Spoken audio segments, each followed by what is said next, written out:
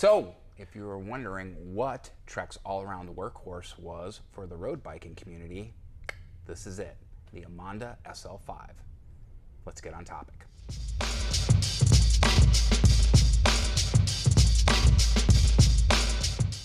Hey everybody, it's Thomas with Get Out Arizona, and you are watching another great episode of Bicycle Showcase here on Toolbox Topic, where I'm joined once again by my co-host Brandon Van Leuven. Brandon, how are you this morning? I'm doing very well. Nice. So in case a couple things. One, I thought he was having a seizure earlier, but he was just trying to do his British accent. It sounded like he was stroking out or something. That's not true. It's true. And number two, there's a couple flies in the building, and he's having issues with it because they're landing on him because he's so sweet, and I told him not to worry about it. So if he starts to convulse or twitch. It's happening already. Yeah. He's not getting ready to seize or stroke out, trust me. It's the flies. So that being said, we can move forward. But yes, as I alluded to before, we're at Trek Bicycle Store of West Phoenix in Goodyear, Arizona once again, because it's where the cool kids hang out, and me. And yes, Bicycle Showcase. I love these, Brandon. It gives us a chance to highlight some of Trek's awesome I'm glad machines. that people like them. Yeah, they've been super, super popular. A lot of great feedback on how helpful they've been. And today, we're talking about the Emonda, which is the general workhorse for the roadie community that are Trek fans. This is a really great bike, and I can't believe it's taken us this long to talk about it. So Absolutely. So the Emonda kind of sits, as you know, there's three models. We have the Domani, which is on this side, going to be more of the endurance geometry. We have the Emonda, and then on this side of the Emonda, we have the Madone, which is the aero bike for the lineup. This one is meant to really do everything and do everything very, very well. Right. And the nice thing about the Emonda is it's molding into more and more of a aero bike, what the Madone is. So we have the same great climbing properties, lightweight, as the Emonda, and now they're integrating the aero aspect of it as well. So it's really becoming something that, well, I foresee maybe the Madone going away. Really? Maybe. Okay, interesting. Because this bike is prediction. getting so aero and it's getting so good. Or maybe the Madone evolves to something else. Or that. I see some changes coming. Yeah. Because this bike is just molding into something just circular, all its own. like a merry-go-round. That's right. Joking, guys. But previously, in the past, it's been much snappier and much better, I shouldn't say better handling, much faster handling than the Domani. And it's just been a little more to push than the Madone by yourself, not having those aero properties. So, well, and I noticed the difference when I test rode this. And again, Brandon and I talk about bikes a lot, and I ride a lot of bikes here. I have that luxury. The Madone just felt good. I liked that relaxed endurance geometry. It suited me really well. The Domani? The Domani, yeah. The Madone, the Domani. The Madone's too bougie for me, and that's saying a lot considering how bougie I am. It was very comfortable, and since I tend to ride longer rides when I'm out on the road, where this one, it was very spry, and I could see maybe if I was just going to try to push 25 mile and just to see how fast I can go, and that kind of end of it, this one would be better suited for me. But you agree the Domani is the better frame set for me, and even the Madone, as beautiful as that rides, it still didn't feel. It's a very aggressive bike. Yeah, as nice as the Domani, and this is all going to be personal preference though too, guys. We're all essentially yes. I would say different. this bike. Well, it all has to do with wheelbases as well. And we were talking about the Domani compared to this one. Domani is a much wider wheelbase. This guy is a rocket ship out of the corners. If you can judge it right, and if you're good, if you can be aggressive at it, and you hit it just right out of the corner, this thing just excels out of a corner so beautifully, descends beautifully. I have the last body style of this one, so it doesn't have the aero properties of this particular one. It's certainly lighter than this one because we don't have as much frame materials. But that bike is just so snappy and so fun to push out of a corner and get that thing going uphill. It's a really amazing bike in both versions. But now that we have the aero properties going on, I can't wait to get this bike now. Right. So let's talk about some of the differences though too. I mean, we have the aero properties of the Madone, but one of the main differences, wheelbase. But we also don't see that ISO decoupler like we do on the Domani. So this guy is will a beat full you rigid up. frame. This guy will. It's a little rough. Right. They do compensate for that. This one happens to be an aluminum seat mask cap. Right. As we go up the line, and we'll talk about the lineup here in a moment. Yeah. We will get a carbon fiber seat mask cap, so that will help a little bit with the deflection and the vibration dampening. But I noticed that even my old Madone, which was a very stiff bike, had a decoupler on it. So when I moved on to the Emonda, it's like, oh, Right. took a little bit getting used to. It's a firm, let's just say it's a very firm ride compared to the other two bikes. Mm-hmm. Absolutely. And then one of the other things too, again, along with that elongated wheelbase, we have, I don't want to use the term slack, but it seems like we have more slack up here in the top tube area for a more relaxed fit is what I would say. And you're not as in an aggressive stance as you are in the Madone. For me, anyways. I think that's fair to say.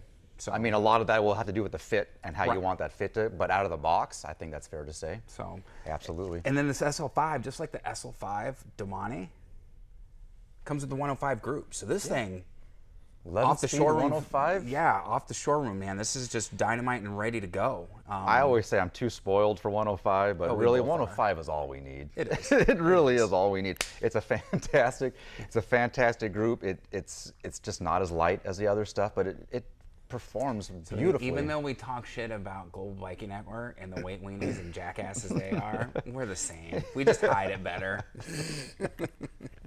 Exactly. Do you guys remember Brandon's white seat on his bike? If you don't, I'll put a card up top so you can check that out. Oh, she's a beaut. Dwight in his fancy shoes. Okay, so let's talk about the different models, because obviously, so the SL5 comes in what? I'm going to say this is around $3,200, $3,300. Correct. I got a cheat sheet right there. $3,179.99. Okay, very, so- very close. Yep. This is kind of, I would say, if we is talk the about the entry level. overall, this is Yeah. on the entry level side. Still a great bike, though. It's not a slouch. We start, not a slouch at all. We start at the ALR5, which is aluminum frame. Right. Not the integrated routing, cable routing that we see here. They got some beautiful routing here, and if you can zoom in on this hopefully later, they give you a little go, go, go on the inside here, nice little touch. But this is all integrated headset. The ALR5 does not give you that. It is also not as aerodynamic as this one. Right. So, but that one starts at $2,000, and again, no slouch. Nope. It's a great bike, and then we're going to move up. And if you want to check out all the models, you can go to trekbikes.com, where you end up at the SLR9 E-Tap, which is going to get you a $13,000 bike. Right. But that's a madman. Oh, That's a beast. If you have if you have the means, I highly recommend it. It is so choice. It's so If you choice. have the means, I highly And recommend that'll picking it get you in under 15 pounds without pedals. Yeah.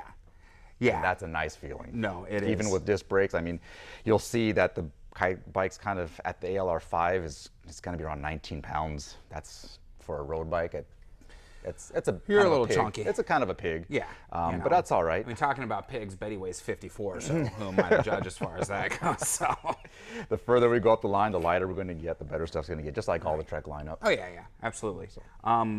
So, I mean, you have this one in stock here at the shop. Yes. For our viewers watching, and you know, for local viewers that maybe want to come down here and potentially purchase this, or they want to order one, what's the wait time like? I mean, are we still talking a year and a half In on some these? instances, again, I say every time it depends on the color, the size Right. that you want, but yeah, we're still looking at about a year. If we're looking at the Project Ones, we're looking definitely at over a year. We're looking at over 400 days return time at this date right now. Okay.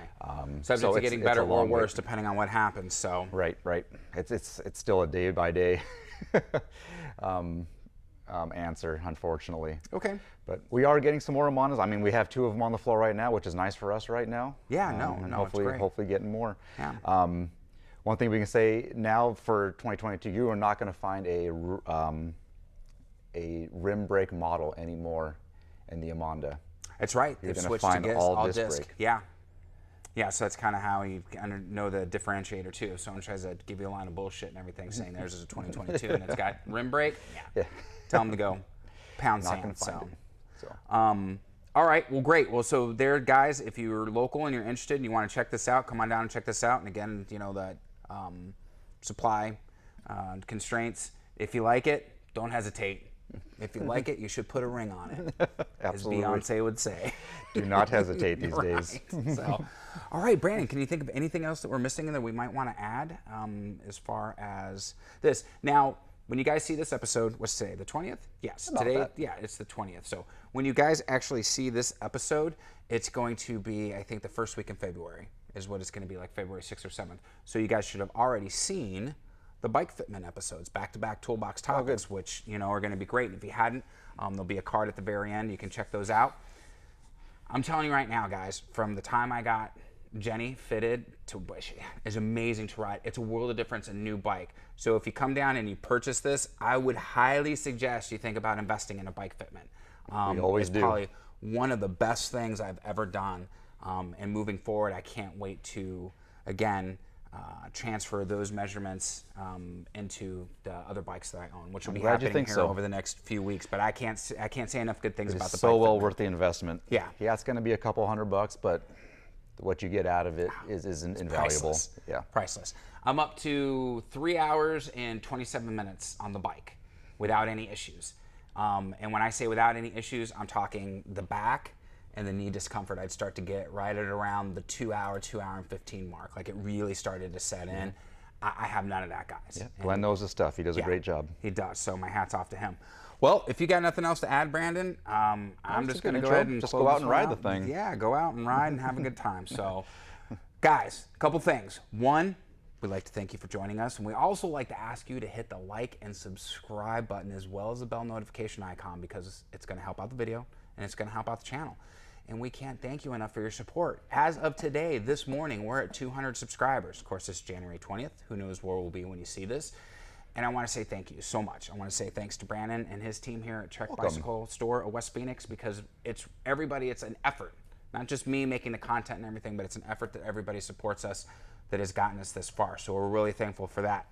We also want to remind you that there is a link down below to Trek Bicycle Store of West Phoenix. If you have any questions about today's bike, the Emonda SL5, or anything that you've seen on any one of these episodes, follow that link. Give Brandon or one of his guys a call. They'll be more than happy to help you.